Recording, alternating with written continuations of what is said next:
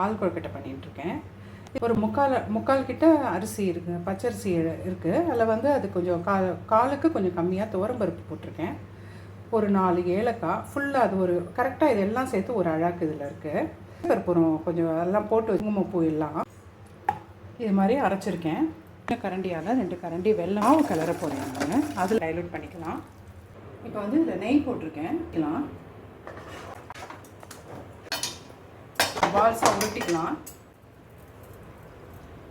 இந்த மாதிரி குட்டி குட்டியாக நம்ம என்ன ஷேப் வந்து ஒரு மூடி தேங்காய் போட்டுருக்கேன். ஒரு 5 ஏலக்காய், முந்திரி பருப்பு போட்டிருக்கேன். இந்த அரைச்சேன் இல்லையா, அந்த விழுது ஒரு கரண்டி எடுத்து வச்சேன் இல்லையா, இதையும் இதை கொட்டிட்டு நல்லா மையாக அரைச்சின்னு வந்துடலாம்.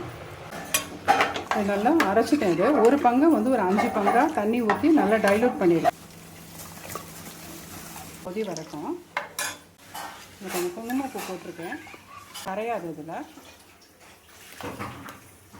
போட்டுன்னு வந்துடலாம். பதட்டமாக வெந்துட்டுருக்கு. தேங்காய் பால் கொழுக்கட்டை நல்லா க்ரீமி கன்சிஸ்டன்சியில் நல்லா ரெடியாக எடுத்து உங்களுக்கு இந்த வீடியோ பிடிச்சிருந்ததுன்னா ஒரு லைக் பண்ணுங்க, ஷேர் பண்ணுங்க, சப்ஸ்கிரைப் பண்ணுங்க, கமெண்ட் பண்ணுங்க. நன்றி, வணக்கம்.